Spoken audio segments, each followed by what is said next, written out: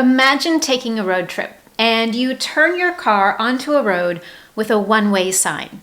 You know that means that you and everyone else can only drive in one direction.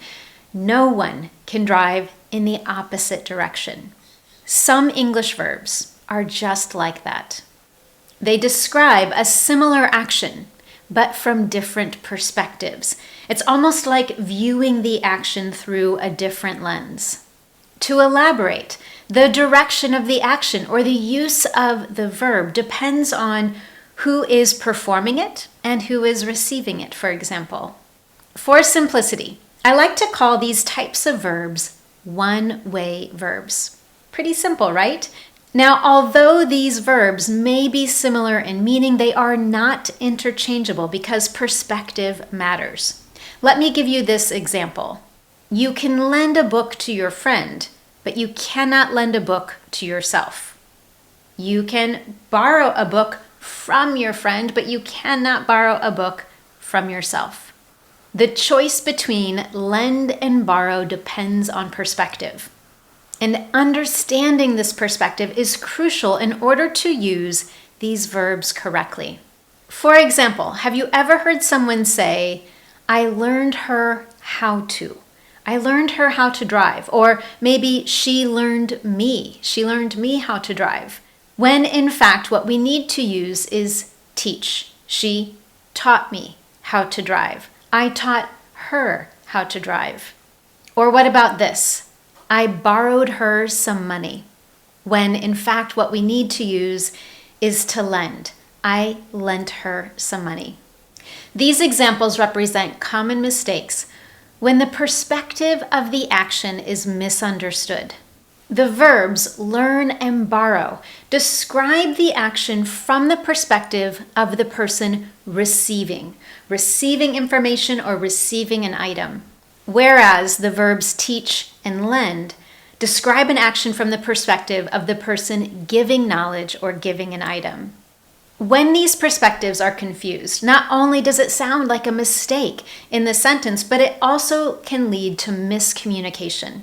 And that's why it's so important to grasp this understanding of perspective, or again, as I like to call them, one-way verbs. In fact, you can think about understanding these verbs just like you might understand the rules of the road. And when you understand how to use these verbs correctly, it helps you avoid collisions in your English conversations. In this Confident English lesson today, we're going to explore several examples of these one-way verbs, including lend and borrow, bring and take, remind and remember, so that you can use them correctly in conversations and avoid those common traps of miscommunication.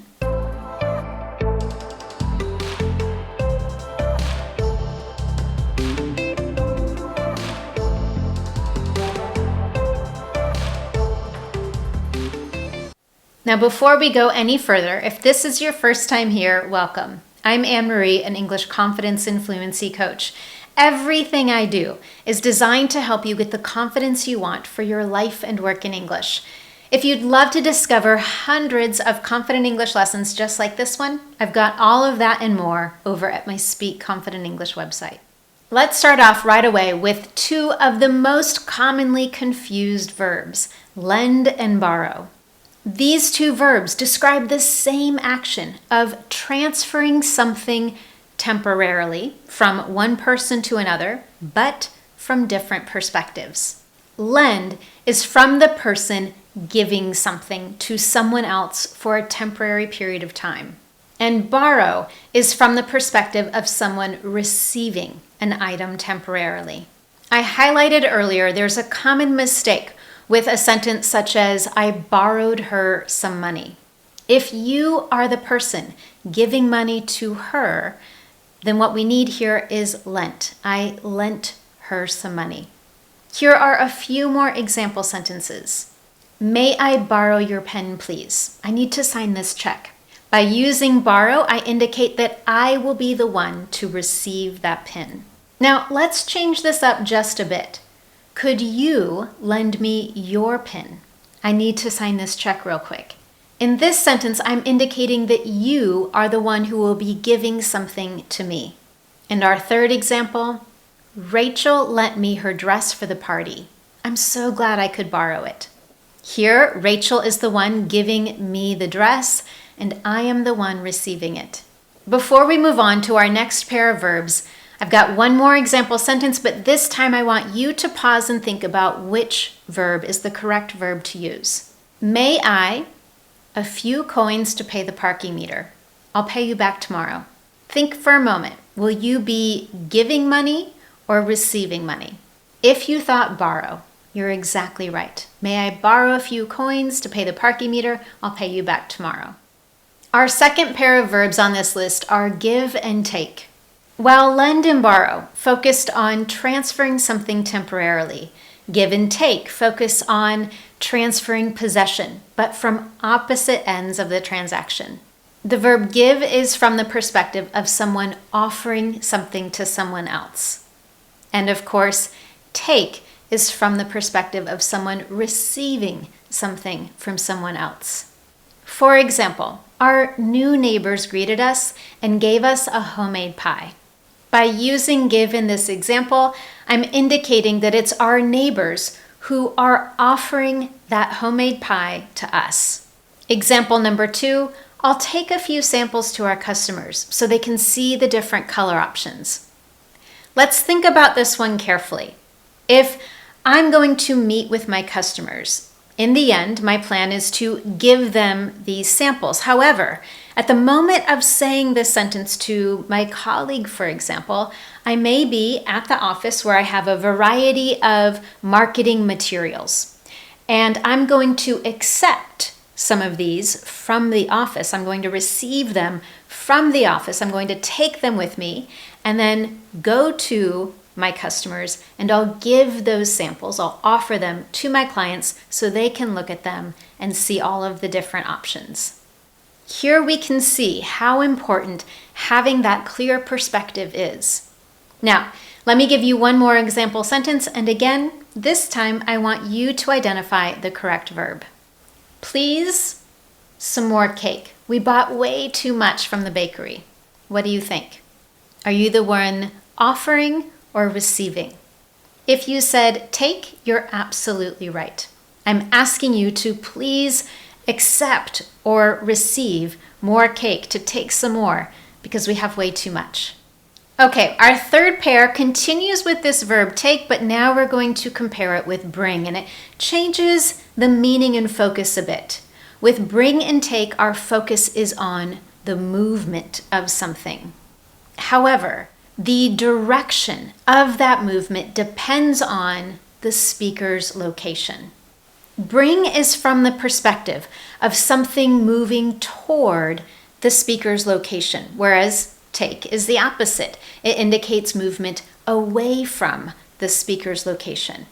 For example, if I say, our new neighbors greeted us and brought us a homemade pie. Here I'm highlighting the movement of that homemade pie from their home to my location. Example number 2. If my brother doesn't take his car today, I'll bring the cases of water to the picnic myself.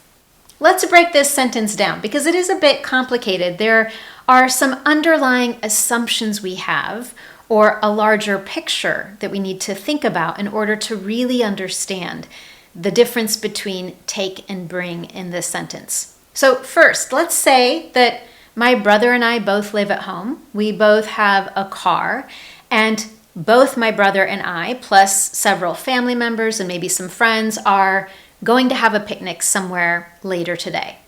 And at this point in time, it is unclear as to whether my brother will take his car. Now remember, I'm the speaker and I'm in a specific location at this time.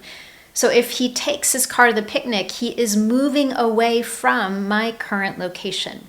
Now, again, it's unclear as to whether he will do this. If he does, he can take all of the water with him. If he doesn't, if he decides to ride his bike, well, it would be pretty tough to carry a lot of cases of water on his bike. So if he determines not to take his car, then I will put all those cases in my car and bring them with me. I'm moving toward my location at the picnic. Once again, with this particular sentence, we can see how important it is to understand the perspective in order to make the correct choice with these verbs, bring and take. Let's take a look at one more example. Could you take the kids to soccer practice tomorrow? With this particular question, it's understood that the speaker expects the listener to go from the current location where I am as the speaker to the soccer practice location with the kids. Now, again, as you may have guessed, I do have a practice sentence for you. I want you to choose whether to use the verb bring or take in this sentence. Please, the groceries inside. Are those groceries going away from or coming toward my location as the speaker? Please bring the groceries inside. Okay, we have just a few more examples before we get to what I think might be the two verbs that I most often hear mistakes with, remember and remind. Before we get there, let's get to send and receive. Both of these verbs describe the movement of an item or a message, yet once again from very different perspectives. Send is focused on the perspective of someone transmitting something, and receive is from the perspective of someone getting something. For example, I'll send you an email with the details later today. I'm using send because I am the one that is going to transmit some information in that email. Example number 2, she received a package from her friend in the mail. Here, of course, receive indicates that this particular person is the one who got something in the mail. And now it's your turn. I want you to fill in the blanks of this sentence using send or receive. I didn't, your message, could you, again.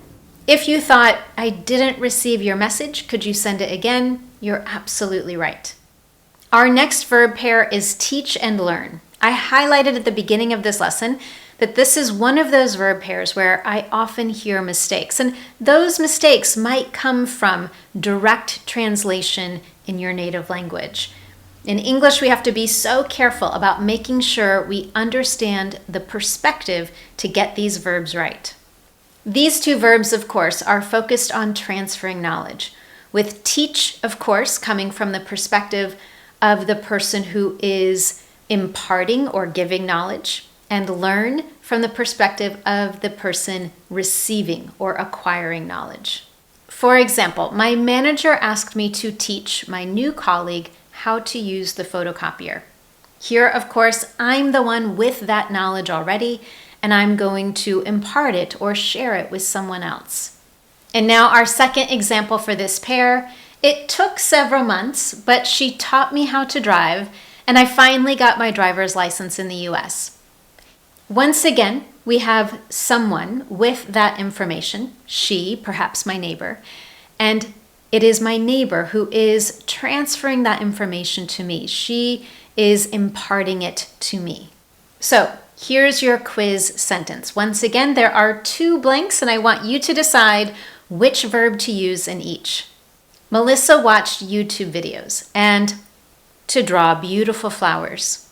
Those videos, her how to control her pencil. If you selected learned and taught, you're right. She learned how to draw, and those videos taught her how to control her pencil. Next on our list is owe and pay. Both of these verbs focus on financial obligation, but there's just a bit of distinction between them. Owe is from the perspective of someone who has existing debt, and pay is from the perspective of someone who does have some debt but is settling that debt or in the process of lowering or removing that debt. For example, I owe the bank some money because of my student loan. I'm the one who has that debt, and that is what my focus is on, the fact that I have debt. I have a financial obligation to the bank. Now, if I say every month I pay the bank because of my student loan, I am indicating that yes, I have debt, but I'm in the process of lowering it or removing it. I'm settling that debt. Here's a sentence that might make that a bit more clear. He still owes me for the lunch I bought last week, but I'm sure he'll pay me back soon. So in the first part of that sentence, I'm indicating that he has some debt. I bought lunch and he's in debt to me. And I'm sure that he will settle that debt, that he will lower or remove that debt soon. So here's your quiz sentence. I need to by the end of the month, or I will late fees. I need to pay my bills by the end of the month, or I will be in debt with some late fees. And now our final pair of verbs, perhaps the two verbs where I hear the most mistakes, remember and remind. As you know, both of these verbs are related to memory, however, from differing perspectives. A typical mistake that I hear with these two verbs is this: can you remember me to call her? What we really need in this example is, can you remind me to call her? The verb remember is used from the perspective of the person trying to recall, trying to find that information or that detail in their own mind. For example, if I say, I remember when, it is me going back into my memories and finding that information. Remind, on the other hand, is from the perspective of someone who is prompting another person to recall that information or detail. In other words, one person is asking another person to go back into their memories and find that important information, or asking someone to help them find that information in the future. For example, I remember meeting her at the conference last year.